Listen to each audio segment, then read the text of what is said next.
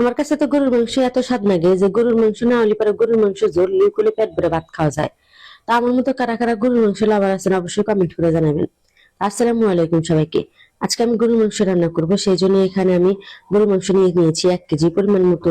পেঁয়াজ কুচি দিয়ে দিলাম, তারপরে গোলমরিচ, এলাচ, দারচিনি, তেজপাতা যা যা লাগে আর কি ময় মশলা সবই দিয়ে দিব।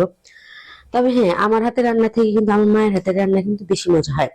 আমি এইভাবে রান্না করি, আমার মা কিন্তু ওর ভাজনা দেয়, আমি ওর ভাজনা তোলার আলসিতে ওর ভাজনা দিই না, ভাজনা দিলে কিন্তু স্বাদ লাগে বেশি। আমরা সিরাজগঞ্জের মানুষ করলে ভাজনা দিয়ে বেশি খাওয়ায়। তারপরে আমি আদা রসুন জিরা বাটা দিয়ে নিয়ে এলাম, তারপরে হলুদের গুঁড়া মরিচের গুঁড়া সব পরিমাণ মতো দিয়ে নিচ্ছি, কারণ 1 কেজি মাংসের জন্য যতটুকু দরকার হবে হাতটুকি। মরিচের গুঁড়া লবণ লবণ তেল মেল দিয়ে সুন্দর করে হাতে মাহামো। আমি আবার গরুর মাংস সবসময় হাতেই মাহায় রান্না করি। হাতে না মাহালি পরে আবার গরুর মাংস আমার স্বাদ লাগে না। কষানো মাংসের এক স্বাদ, হাতে মাহা মাংস কিন্তু আবার আর এক স্বাদ। হাতে মাহা মাংস যত মাহাবেন ততই কিন্তু স্বাদ লাগবো। হাতে মাহা আমি যেহেতু প্রেশার কুকারে রান্নু, সেই জন্য হাতে মাহাম বা খুব ভালোভাবে হাতে মাহামু। প্রায় ধরুন 10-15 মিনিটের মতো হাতে মাহায় মাংস যখন গরম হয়ে যাবো তখন ডেকে হ্যাঁ দিমু আধা ঘন্টার জন্য মাহায়। তারপরে সেই প্রেশার কুকারে রান্নু, না প্রেশার কুকারে রান্নি করলে অত মাংস স্বাদ লাগে না, সেই জন্য এবার করে রান্ধি। আর যদি পাতিলে রান্ধা যায় তাহলে সিন্ন মাংস স্বাদ লাগে, কষাতি কষাতি স্বাদ লাগে।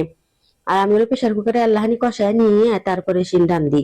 আমার জামাইয়ের মনে করেন আবার দাঁত নাই তো, হ্যাঁ হলো দাঁত খালি নষ্ট হয়ে যায়, খালি দাঁত তোলা লাগে, হ্যাঁ আবার নরম মাংস খাওয়া লাগে। আর গ্যাসও বাঁচার লাগবে যেহেতু সিলিন্ডার, হ্যাঁ নিকে প্রেশার কুকারে রান্নু। জন গোস্তর মধ্যে আলা ভালো কাশবো তখন সিন দিব আমি গরম মশলার গুঁড়া।